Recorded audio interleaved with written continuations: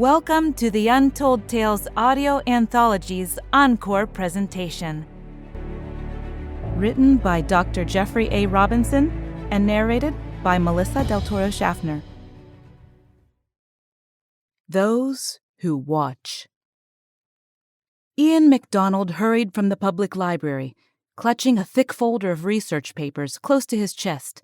He scurried down the wide granite steps and glanced furtively in both directions to see if anyone was watching him. Anxiety washed over him as if his blood had suddenly become ice cold. Pulling up the collar of his frayed suit coat, he shivered involuntarily, despite the bright afternoon sun. "It's still too much to believe," thought Ian, even though my analysis of Dr. Henderson's data showed he was correct. Shaking his head in silent argument with his own results, he hurried along the sidewalk silently talking to himself. More than anything, he wanted to believe the correlations he had found were a fluke. The theory his old friend and mentor had proposed was patently absurd. A cold lump formed in Ian's chest.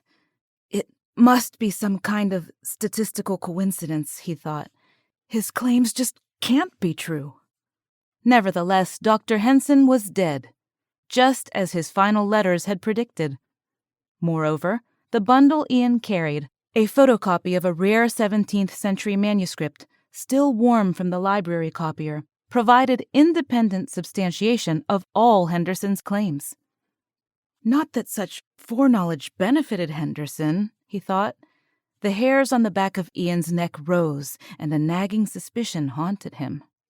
With no reason to justify it, he had an unshakable certainty that someone was watching him, not just looking in his direction, but staring at him, studying him intently. Ian halted abruptly in the middle of the sidewalk and spun around to look behind him. Passers-by, however, walked around him and ignored him with traditional New York aloofness. No one even glanced in his direction.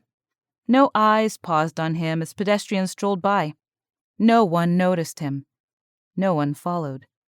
Holding his papers tighter against his chest, Ian turned back around and hurried down the sidewalk, fighting the urge to break into a run that would certainly attract attention. Across the street, in the park opposite the library, a small boy no more than 5 or 6 years of age laughed and played with his friends. Abruptly, he stopped his game of catch and turned his head in Ian's direction. Standing uncharacteristically still, the boy paused, his eyes tracking the progress of the nervous little scholar. The child did not blink, as his eyes followed the man along the street. Nor did the boy note the calls of his playmates to throw the ball he held calmly in his hands. For long seconds, the child remained immobile, moving nothing but his eyes. As Ian rounded a street corner and disappeared down an adjacent street, the boy blinked and turned once more to his friends who taunted him, demanding that he throw the ball back to them. With perfect innocence, he returned to his game, unaware that any time had passed at all. Ian continued down the next street. The tall gray granite buildings now blocking the sun and transforming Ian's imagined chill into a real one. Glancing to either side, he risked another quick look behind him. Seeing nothing out of the ordinary, he sighed and felt a little more secure. The urgency of his pace lessened, but that was only because he did not notice the little girl in an upstairs window who turned her attention from the nearby television and directed her gaze down at him. Oblivious to the slapstick antics of her favorite cartoon characters, the 6-year-old stared unblinkingly as the uneasy man in the worn brown suit coat made his way down the long, narrow sidewalk.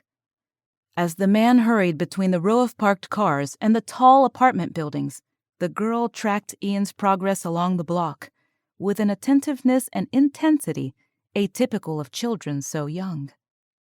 Hurrying along the street, Ian's anxiety gradually faded. I'm being foolish. Dr. Henderson's theories were delusions of paranoia, despite anything my statistical analysis may have shown. His death was just an accident, that's all. Just an accident. Just because he was paranoid is no reason that I should be. Ian turned right at the end of the block and hurriedly crossed the street, scanning left and right for cars.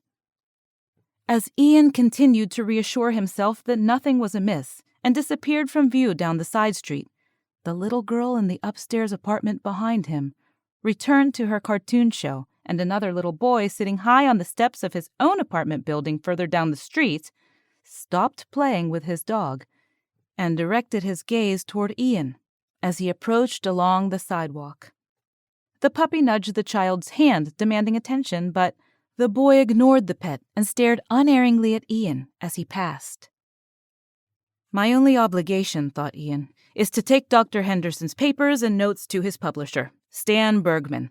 When that's done, my involvement with this whole affair will be over, and I can forget all of Henderson's outlandish claims. Yes, it would be best to forget the whole thing. He gulped, but found his mouth too dry to swallow. If I can. After navigating his way the 6 city blocks from the public library to Stan Bergman's offices, Ian trotted up the steps of the publisher's building and dashed into a nearby empty elevator. Dr. Henderson had contacted Stan before his death and made tentative arrangements to have his papers published. He had even made Ian promise to deliver them if anything suspicious happened, such as his unexpected death. Laughing, Ian had agreed. Now he regretted making the promise and fought once more to stifle the doubts and worries Dr. Henderson's claims nurtured. Ian turned around to face the elevator doors, and as they closed, noticed a small boy sitting on a bench across the wide lobby. Waiting next to his mother, who was digging through her purse, the child's eyes seemed locked on Ian with a steady, unwavering stare. Ian felt a pang of uneasiness as the doors quickly closed. Shaking his head, Ian dismissed the coincidence. He reached over and punched the elevator button, wondered if he was imagining children watching him or whether it was just Dr. Henderson's bizarre theory, which made him suspicious. Ian's heart pounded in his chest as the doors of the elevator opened, and he stepped out into the hallway and hurried to Suite 414. As he approached the door, he heard the high-pitched laughter of children and abruptly slowed his pace. Walking slowly past the open door of a doctor's office in Suite 410, he saw a waiting room full of young boys and girls. He paused, just long enough to note that the physician was a pediatrician, and admonished himself that it was normal for all these children to be there. Quickening his pace, he passed the remaining offices and paused at the door, which bore a sign declaring Suite 414 Bergman Publishing. He inhaled and exhaled a few times to calm himself and glanced back over his shoulder. No one was in sight, but he still heard the giggling of children as they played back down the hall. Composing himself, he opened the door and walked into a small reception room. The anteroom was long and narrow, with a row of mismatched chairs along one wall which ended at a desk where a solitary secretary worked on a disorganized pile of papers. Raising her eyes to Ian, she cast an annoying glare and said, "Yes? Do you have an appointment?" Yes, he replied, checking his watch. "I have a 10 o'clock meeting scheduled with Stan Bergman. I'm Ian MacDonald." The gray-haired secretary scowled, saying, "You're late. He's expecting you. Go on in." Then she returned to her work and began thumbing through the tall stack of papers that lay before her. Approaching the office door beyond the secretary's desk, Ian pushed it open and peeked in. Inside, he found a balding, heavy-set man who was sitting at a desk and reading something so intently that he was oblivious to Ian's entrance. Stepping through the doorway, Ian entered the publisher's private office and waited patiently. The room smelled of stale smoke and dusty books. The office walls were lined with shelves and overloaded with books that lay in every orientation, stuffed and wedged into every crack and crevice. Except for the windows, everywhere Ian looked ended in rows and stacks of books. Piles of hardbounds rose from the floor in precariously balanced stacks and formed makeshift barriers in front of the more orderly bookshelves beyond. Boxes of paperbacks and thick paper manuscripts filled what little space remained in the large cluttered room. Small, ineffective lights glowed dimly from the vaulted ceiling high above, and the room was illuminated almost entirely by the light from the 3 tall glass windows, behind the publisher's desk. Realizing that his presence remained unnoticed, Ian coughed softly to announce himself.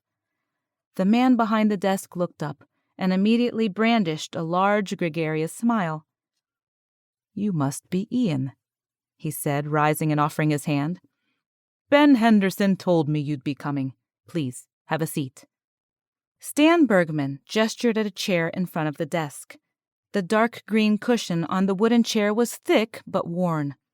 The other 2 chairs nearby were piled with stacks of manuscripts that threatened to spill onto the floor. Ian carefully huddled his own papers in one arm and extended his other hand to shake Stan's. The publisher's grip was strong and firm. Returning to his seat, Stan said, "So, where is Ben? Couldn't he make it?" Ian sat and paused for a moment. "I'm sorry," he said, lowering his eyes in embarrassment. "I guess I should have called ahead to explain. Dr. Henderson died the day before yesterday in an accident. He'd already set up this meeting and asked me to attend if he could not. One of the dean's secretaries has been making calls to notify Dr. Henderson's colleagues. I had assumed you'd been informed." Stan's face grew dim. His eyebrows furrowed, and he stared down at his desk for a moment. Grinding his teeth in thought, he looked up and asked, "I'm sorry to hear this. It's terrible. How did he die?" Ian shrugged helplessly and said, He fell down some stairs outside his apartment late Tuesday night. No one heard him fall. A neighbor found his body at the bottom of the stairwell the next morning." Stan shook his head solemnly. "How tragic," he said. "Ben was a brilliant man. I'd known him for decades and published many of his books." Wincing slightly, Ian nodded. "Dr. Henderson's last wish was for me to deliver this to you. He said you'd know whether or not to publish it."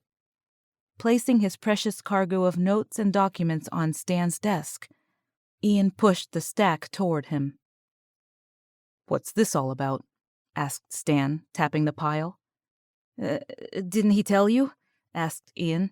"He spoke as if you would know all about it." Stan shrugged slightly. "I only knew it was based on some of his previous work on abnormal psychology. Ben didn't go into any details. He said he had to verify his findings first." Ian's lips tightened. "That was my job," he said. "I was one of Dr. Henderson's doctoral candidates at the university. As my advisor, he got me a job a few months ago doing some statistical analysis on his research. It only paid part-time, but it was quite an honor to work with someone of his prestige." Pausing, Ian hesitated before continuing, struggling momentarily to figure out how much to explain. "Dr. Henderson's most recent research focused on anomalous psychological disorders. In his 20 years as head of the Department of Clinical Psychology at New York University, Dr. Henderson noticed a pattern in some of his clinical subjects. At first, he thought it was a fluke, but later he decided that he'd found a previously unsuspected form of paranoia. That's when he called me in to analyze his data. He was very excited about it." "Really?" said Stan. "What would be so special?" "Well," said Ian, "Dr. Henderson thought he'd found an odd form of paranoid schizophrenia in which patients' fears came true. In this rare form of paranoia, all the subjects thought that others were trying to kill them, and surprisingly, they all died." "What do you mean?" said Stan, his eyebrows furrowing with curiosity. "Dr. Henderson thought some patients classified as paranoids were incorrectly diagnosed. He had me analyze thousands of case studies from all over the world to validate his hypothesis, and his hunch appeared to be right. I found a subset of documented cases with an unusual pattern. All these patients were afraid of children and were convinced they were being watched. Remarkably, every patient diagnosed with this condition mysteriously died within 4 weeks of being diagnosed." Stan looked doubtful for the first time. "That is odd. But couldn't that just be a coincidence?" he asked. "That's what Dr. Henderson worried about," said Ian. That's why he had me do additional research, to find out if this pattern was a fluke, or whether it could be found in historical cases as well. And what did you find? Well, muttered Ian, I did find some similar patterns in clinical records dating back to the early 1920s. Looking back further, I even found similar references in 19th century Europe. Eventually, I even found this. Ian reached down to the papers he had placed on Stan's desk and pulled out a folder containing photocopies he had made earlier that day. Opening it, he showed Stan an image of an illuminated manuscript written in medieval Italian. This is the work of an excommunicated monk named Giuseppe Giovanni, entitled Uno trattato su coloro che guarda, a treatise on those who watch, written in 1425. The author was a doctor of the church, who went quite mad. The cleric had abandoned his Catholic beliefs and declared that the earth was actually hell. It seemed he believed in demons, but not in angels. The demons in charge of this realm, he said, existed solely for the purpose of tormenting and terrorizing mankind.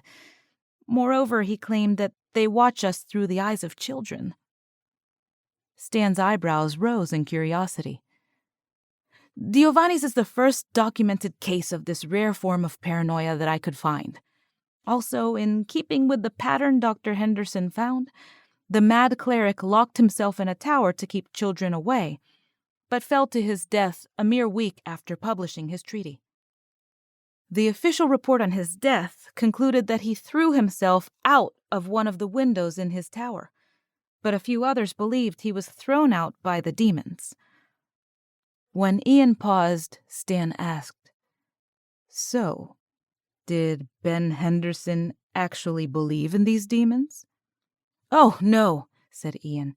He thought this strange form of paranoia was a precursor for bouts of depression that eventually led to suicide. Dr. Henderson hoped that proper diagnosis might save lives of patients who might otherwise kill themselves. He didn't seriously consider that part about demons and children, at least until near the end. What do you mean? Asked Stan. Ian shuffled in his seat uncomfortably. Well, about a week ago, Dr. Henderson started acting strangely. He claimed that children were indeed watching him, and that they weren't acting like children should. As his own paranoia increased, he eventually locked himself in his own apartment and refused to leave. It was as if he'd become infected with the same psychosis that he'd been studying. I didn't think delusions like that were contagious. You can't spread mental disorders that way. Can you? Ian waved his hand dismissively. No, that's absurd. I just figured it was the stress of all his research that was getting to him. You have to understand that he spent an incredible amount of work and time on this research. I figure he must have spent thousands of hours digging through case histories of hundreds of hospitals and clinics to discover this pattern. I really only did the mathematical analysis that showed the trends were statistically significant. At the end, I simply assumed all the work was getting to him. I didn't take his claims seriously. At least, I didn't until he died. Stan's head tilted in a gesture of mild amazement. You mean, you think his claims about demons watching him through the eyes of children are valid? Ian squirmed in his seat. I don't know. Of course, it's ridiculous, but Dr. Henderson wasn't the type to commit suicide, and his death is just too much of a coincidence. My studies showed that there was indeed a pattern of people who fear children which result in death. To be honest, I've recently found myself watching children to see if they're watching me. He smiled meekly, as if making light of the idea, but his grin showed more stress and fear than mirth. Stan's curiosity turned to a dark concern. You're taking Dr. Henderson's death pretty hard, aren't you? Lowering his eyes, Ian nodded silently. His worried fingers wove themselves into knotted fists, and he said, Yes, I guess so. just don't know what to think. At first, I thought Dr. Henderson's ideas were crazy. Later, I wondered that he might be delusional himself. Now, I'm wondering if I'm not imagining things. It doesn't make sense, does it, Mr. Bergman? It couldn't really be true, could it? Stan rose and walked over to Ian, placing a firm hand on the scholar's shoulder. No, he said. It's like Ben originally suggested. I'm sure there's a logical explanation. This form of delusion results in suicide, and probably has some real merit, especially if Ben thought it was so important. Tell you what, why don't I look over his findings and have others examine the results as well? You just go home and stop worrying. You're wound up so tight you're ready to snap. Why, you're shaking like a leaf. Ian clenched his hands tightly to stop their trembling, but realized his whole body was shaking with terror. I'm just tired, he said, lying. I haven't gotten much sleep since Dr. Henderson died. Rising unsteadily, he held out his hand to Stan and said, It's been a pleasure meeting you, sir. I'm sorry it was under such unpleasant circumstances. Nodding and smiling politely, Stan shook Ian's hand and followed him to the office door. I'll read over Ben's material and contact you in a few days, he said with fatherly reassurance. Ian thanked Stan and nodded at the secretary in the outer beyond as he hurried out into the hallway. All Ian wanted was for all of this to be behind him. He didn't want to think about it anymore. As he strode down the hall toward the elevator, his pace quickened as he passed the pediatrician's office. However, as he reached the office door, a small boy no more than 6 or 7 suddenly stepped out and blocked his path. Ian lurched to a halt, almost running into the child, but the boy seemed unconcerned. Looking up at him, the child said, You shouldn't have noticed us. Ian stood in stunned silence. The boy stood arrogantly before him, with a poise quite unlike anything Ian had seen before in a child so young. You see, now we've noticed you as well. The child's eyes flicked over to the office door Ian had just left. And of course, we've noticed him too. Ian glanced back behind him and realized the boy was referring to Stan. The boy was actually threatening both of them. Anger welled up in Ian, washing away the chill of fear that had crept into him over the past few days. Losing control momentarily, Ian turned back to the boy and grabbed him by both shoulders. Shaking the boy, he shouted, Who are you? What do you mean? How do you know these things? At first, the child didn't respond to Ian's attack, but simply grinned menacingly at Ian, as if mildly amused. But then, the child's eyes seemed to become vacant for a moment, and the boy blinked rapidly as he stared up at Ian with genuine horror. Terror flashed in the boy's eyes, and his mouth opened in a high-pitched scream. Ian instinctively let go of the child and stepped back. The boy immediately turned and raced back into the doctor's waiting room, screaming for his mother at the top of his lungs. Ian looked down at his hands, realizing that he had just assaulted a 7-year-old child. Within seconds, doors along the hallway opened and heads popped out to see what the commotion was all about. Ian rushed towards the elevators, shoving his way past the people who had hurried out of the doctor's office. Voices rose behind him as he urgently punched at the elevator call button. Waiting impatiently for the elevator to arrive, he glanced back toward the crowd that had assembled behind him and tried to act nonchalant. But the elevator doors didn't open quickly enough. The short seconds that he waited seemed endlessly long. Unable to ignore the crying and shouting behind him, Ian risked a peek back toward the pediatrician's office. Outside in the hall, a half-dozen adults had gathered.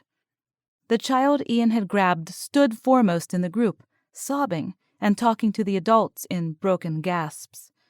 A few other children cowered behind, several clinging to one another or to the legs of nearby parents. Then, sniffling loudly, the child pointed at Ian and a woman bending over the boy straightened her back and glared at him. Copying the boy's gesture, she pointed at him as well and announced, "It's that man! He's the one!" Silence settled on the crowd, and all heads turned toward Ian. Ian was amazed at how many people had appeared so quickly in the hallway. Praying for the elevator to hurry, he tried to act innocent and nonchalant. Looking toward the crowd one last time, Ian noticed a small girl near the rear of the angry crowd, who had set herself apart from the others. While the other children had taken up the loud wailing of the scared young boy Ian had encountered, this solitary girl stood silently with her arms crossed sternly before her, her eyes fixed coldly on Ian. As the mob turned and began advancing toward Ian, the little girl donned an amused smirk. For the briefest of moments, Ian felt something touch him. An immaterial caress brushed him, and he roiled instinctively as a wave of terror washed over him, making every hair on his neck and arms stand on end. The little girl grinned openly, her eyes dancing with amusement. Unwilling to control himself, Ian spun and dashed through the nearby emergency exit. Taking the steps down the staircase 2 at a time, he rushed down the 3 flights of stairs and emerged out into the building lobby. Not wanting to face an angry crowd, he hurried out the front doors of the building and dashed across the busy street. Pausing to catch his bearings and his breath, he looked back to see if anyone followed. Glancing up, he noticed Stan Bergman leaning out of one of the tall glass windows behind his desk. Stan waved at Ian and shouted, "Ian? Ian? What the hell is going on? Everyone up here is running around shouting. What happened?" Ian opened his mouth to answer, but wasn't sure himself what had just occurred. Ian had barely started to frame an answer when Stan lurched forward in the window, barely catching himself on the sill. Turning around behind him, Stan appeared to confront someone, but almost immediately fell backwards out through the window. Flailing wildly with his arms, Stan seemed suspended in the air for a few seconds before falling to the sidewalk 3 stories below. His mouth opened in a wordless bellow, but his shout terminated abruptly as he hit the concrete sidewalk. Ian immediately forgot whatever words he was going to shout in reply, but his mouth remained open in shock. Passers-by on the sidewalk screamed and pointed at the horrific scene. Ian glanced back up at the open window from which Stan Bergman had fallen up, and then saw papers flying out of the window. As the printed sheets fluttered on the breeze and scattered out over the street, more and more handfuls followed. When the flow of printed pages from the window finally stopped, a small figure appeared, framed in the opening. The small girl that he had noticed in the hallway glanced out momentarily and stared unerringly in his direction.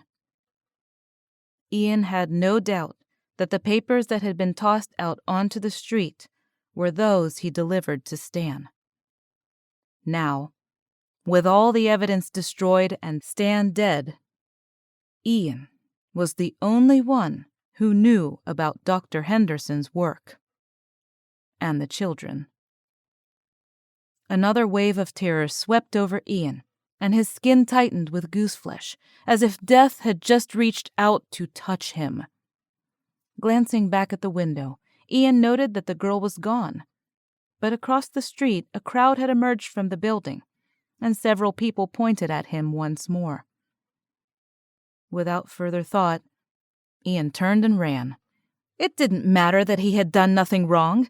Ian wasn't worried about providing an explanation or an alibi. It wasn't the police or the authorities he feared, but rather the children who might be following him.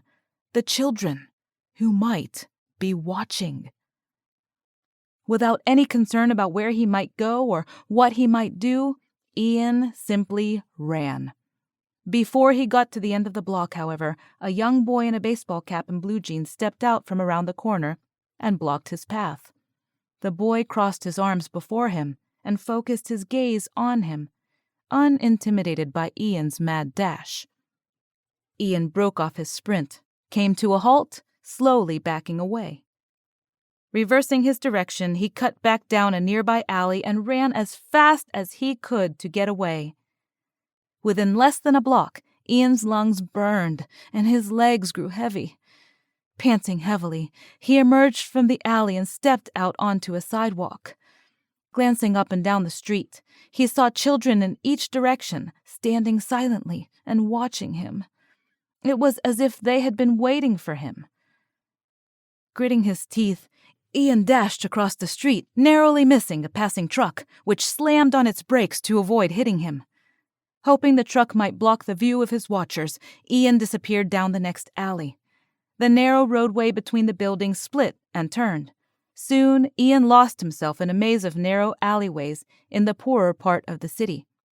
Twice, he found exits to other side streets, but each time, when he peeked out, he saw diminutive sentries waiting for him. Running out of breath, Ian decided to cut through one of the nearby abandoned buildings instead of keeping to more visible alleys. His lungs burned, as did the muscles in his arms and legs. The rush of adrenaline that has fueled his flight faded, and all that remained was the fear that had driven him forward. Searching for another way out of the alley, his breath sounded with ragged gasps, and his heart pounded far harder than was demanded by mere physical exertion. After trying several doors, he found one that was unlocked and carefully crept into a deserted row house. The building must have been abandoned for years. Trash and papers were piled in the corners, and many of the plasterboard walls had holes punched in it. Large panels of sheetrock lay scattered about, lying on the floor or leaning up against a wall, left over from long-abandoned attempts to fix the place. Dark green mold grew on the floors and walls, where rain had leaked in through the broken windows.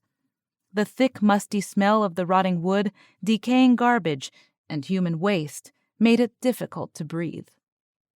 Creeping quietly, Ian made his way from room to room. As he crossed one large room, he heard hushed whispers ahead of him. The sibilant tone of the voices distinctly identified the speakers as children. Stopping, Ian turned and selected an alternate route. As he maneuvered along a dark corridor, he peeked through an open doorway and saw a long hallway that led across several smaller rooms and eventually opened out onto an empty lot beyond. Taking advantage of the opportunity, he took off in a sprint toward the exit. As he crossed one of the tiny rooms along the way, however, the floor beneath him cracked and gave way. Throwing himself forward, Ian grasped at the edge of the door, but the flooring beneath him collapsed too quickly, and he was pulled down before he could gain a handhold. Landing hard on some debris, Ian had the wind knocked out of him, and he slid down a pile of debris, coming to a stop with a loud splash as he landed in a puddle of water about 8 inches deep. Pieces of ceiling or flooring continued to rain down on him, and Ian raised his hands over his head until the downpour stopped. When the hail of broken plasterboard abated, Ian lowered his arms and examined his surroundings, only to find himself in a small room, without windows or doors. Standing carefully, he gagged at the stench around him and looked up. He was in what appeared to be the bottom of an elevator shaft. There was no ceiling, and the opening above him continued up several floors before vanishing into darkness. Light came from openings along the shaft, where the doors at each floor were open. Reaching down, Ian studied the material that had landed on him. The debris was mere sheetrock, plasterboard left over from forsaken repairs upstairs. Someone had placed a panel of the stuff across the open elevator shaft, making it appear like a small room. It had given way beneath him when he ran across it. Ian's mouth went dry, and his blood grew cold when he realized it had been a trap. He had been lured here, herded by the children who were watching him. His chest tightened as he reached his final conclusion, and he began to panic. In desperation, he thought to yell for help, but as he opened his mouth to shout, he heard soft footsteps above him, and a single child appeared at the open doorway 2 stories above him. The youth, no more than 6, stared down at him with a calm, expressionless demeanor.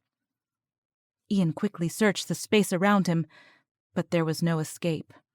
The walls were slick with mold, and the elevator shaft rose a good 20 feet before it reached the opening where the child stood. Looking around for something he might use to climb with, he kicked at debris half buried in the black, fetid water at his feet. Feeling something like a stick with his foot, he reached down and pulled out what he had hoped might be something useful as a tool. Holding up the soggy item to examine it more closely, he realized he was holding a human thigh bone. Gasping with shock, Ian dropped it with a noisy splash. Pressing himself against the slimy wall, Ian glanced around, only then recognizing the dark shapes of other bodies lying in various states of decomposition around him.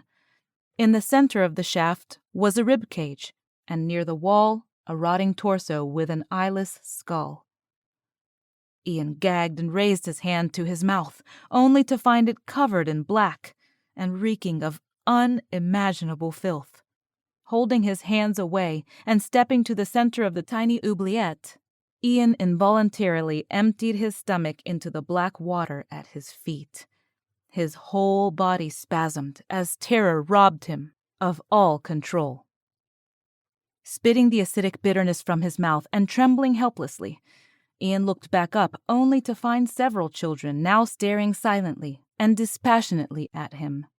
One boy leaned out over the pit, as if studying Ian more closely. The child displayed a calm and poise of someone far older than his years. The youth, a slim child with dark black hair, stood with his hands clasped before him and his head tilted to one side. Ian raised his clenched fists and shook them, shouting, "Who are you? Why are you doing this?" The boy did not answer. But there was a shuffle of feet and more faces approached the elevator doors as other children leaned out to peer down at him. Lowering his hands, Ian called out once more, "How many of you are there?" The dark-haired boy glanced at his companions and then turned his attention back to Ian. "By your reckoning, we are very few in number, but that hardly matters, since we do not die." "What do you mean you don't die?" asked Ian. "I mean, we are immaterial beings, and therefore immortal. By our nature, we are entities of spirit, not substance, quite unlike your own species. However, I have to give your kind credit. You and your kind managed to persevere and survive. Indeed, you have become quite numerous." The young boy spoke calmly and kept his hands folded in front of him as he addressed Ian. "Nevertheless, although your kind has grown greatly in numbers, you still remain the same. You cower here in fear from that which you do not understand." The child now grinned openly. "Your terror is palpable, just like that of your ancestors. Back before your forefathers discovered fire, they too huddled in their caves, wailing in terror at the darkness outside, afraid of the unseen and the distant howling of wolves baying at the moon." Ian shuddered and trembled. Panic threatened to overwhelm him, and his knees barely seemed strong enough to support him. There was nowhere to run and nowhere to hide. Uncertain what to do or say, he examined his prison once more, and a whisper of hope faded as he noted the corpses of other victims who had preceded him here. Raising his eyes once more to the children or creatures that tormented him, he wondered, could he reason with them? Should he plead for his life or try to bargain with them? What could you say to a demon that taunts you through the body of a possessed child? "Why are you doing this?" he shouted. "We haven't done anything to you. Why did you kill Dr. Henson and Stan Bergman? Why do you watch us and hunt us? Are you just playing with us? Is this just part of some grand scheme to control us or take us over?" The demon child showed emotion for the first time and chuckled. No, not at all. You give yourself and your species far too much credit. As I told you, we are spiritual beings and have no interest in your material world. We do not care what you do or how you spend your tragically short and insignificant lives. Our only interest is in your minds. With that, Ian gasped as he felt something brush his mind once more. It was as though an invisible hand reached out and stroked the edge of his awareness. The touch, however, was cold and alien, and he spasmed involuntarily, as if something unclean had violated him. Yes, said the child. We can ride the minds of your species and move them from one host to another, sharing your senses, hearing through your ears, and seeing through your eyes. While we can do this with adults, it is uncomfortable and often troublesome. Mature members of your kind resist such invasions. There is far more space in the minds of children, and the youngest ones usually don't even notice or remember extra passengers after they've gone. The boy laughed aloud, delighting in Ian's growing distress. Ian tried to rally rage to quiet his fear. You're parasites, then. Do you have no lives of your own, so that you must steal your existence from others? The child tilted its head with curiosity and said, Again, you overestimate your own importance. How could we possibly be interested in your shallow experiences? For the most part, you are beneath our notice and would be unable to fathom matters we consider important. But then why do you try to terrorize and kill us? We haven't done anything to harm you. Why are you trying to kill me? Why did you kill the others? Oh, those others don't matter, said the boy, waving a hand dismissively. We have done all of this specifically for you. Opening his arms, the boy gestured at the other children around him and said, We have done this because you noticed us. The others died because of you. For me? Why? What do I have to do with their deaths? They were killed, of course, because of how their deaths have affected you. With each death, you became more and more terrified. Terror, you see, has to be very carefully nurtured. It has to be crafted and sculpted to reach its peak, and yours has been exquisite. You did all this just to scare me? You killed all those people just to terrorize me? But why? Is this something you do out of some sick sense of amusement? Is this just some kind of game? Oh, no, said the boy, folding his hands seriously once more. This is no game, nor is it done for amusement. This is a very serious matter for us. You see, horror is a very special emotion. It does to the human psyche what meat tenderizer does to beef. It softens it up. It breaks down the barriers in the adult human mind that allows your kind to resist us. Ian felt once more the brush of an unseen hand across his mind. Backing against the wall, he shouted, You mean you torment people because it makes them easier to control? The child tilted his head back and laughed, as a murmur of amused chuckling arose from the other children nearby. Peering down at Ian once again, the child said, Again, you delude yourself by thinking you're worthy of such attention. Mankind, you see, imagines itself as the apex of life in this world. It is a grand conceit, which we allow, because it makes you feel better, and you thus breed and multiply in greater numbers. Shaking its head, the creature said, No, the horror we nurture serves a far more fundamental purpose. Terror, you see, softens the mind, and It adds flavor. Ian gasped as he felt the invasive touch of invisible fingers once more upon his mind. Weak with the exhaustion of his recent flight and fall, he fell to his knees, landing in the filthy black water. Suddenly racked with pain, he raised his hands to his head as 1,000 hungry hands seemed to tear at his brain, shredding his very being. Ian lost his very capacity to think. All he knew was terror, fear, helplessness, and horror. There was nowhere to escape, and he was going to die. Ian's fingers clawed at his own skull, and his fingernails gouged bloody gashes in his scalp as he writhed in the filthy black water at the bottom of the elevator shaft.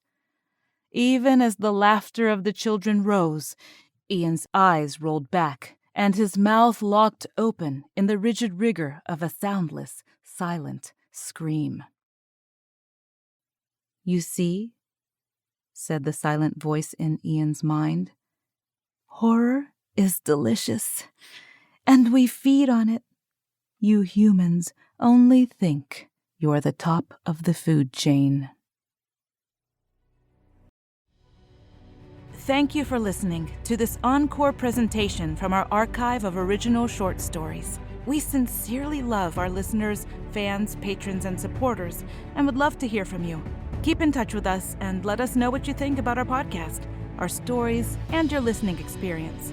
The best way to do that is to subscribe on our website, untold-tales.com. That's untold-tales.com. We want to make sure that we are creating stories and an experience that you're enjoying. So subscribe on our website. That'll put you on our email list so we can keep in touch with you. And thank you for listening. Have a wonderful day.